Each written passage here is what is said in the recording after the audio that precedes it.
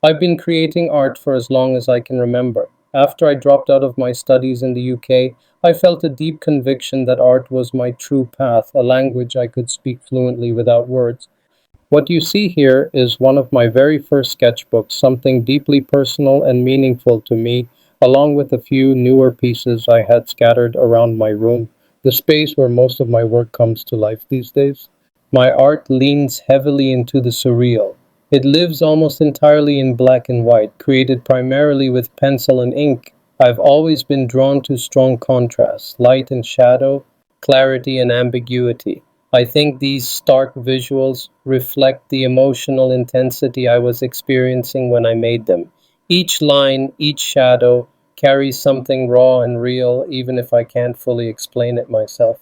I rarely use color. For me, the absence of color invites the viewer to go deeper, to focus on form, emotion, and symbolism rather than be guided by obvious cues. The simplicity of black and white allows the emotion to speak more loudly, more honestly. Most of my works are untitled. I've always believed that art should be an open conversation between the piece and the viewer, free of constraints or fixed interpretations. I want people to bring their own feelings, memories, and meaning to what they see. While I could spend hours analyzing every piece, I prefer to leave them open ended, silent invitations for others to feel something personal. Lately, I've started giving titles to a few newer works, but only when it feels necessary, when the name itself becomes part of the artwork.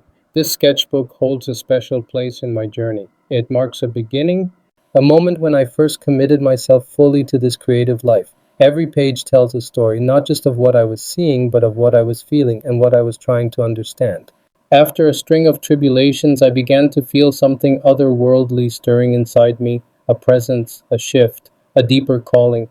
Back in my younger years, I was relentless. I worked like a machine, pouring myself into everything from 18 to 23. Now, at 26, I finally allowed myself to breathe. It's as if I earned this stillness, and it feels right. The environment I faced outside of Greece, it was like nothing I'd known. It hit me during one of my darkest chapters, and honestly, it changed me. Being a teenager without a clear direction, it's a strange kind of pain.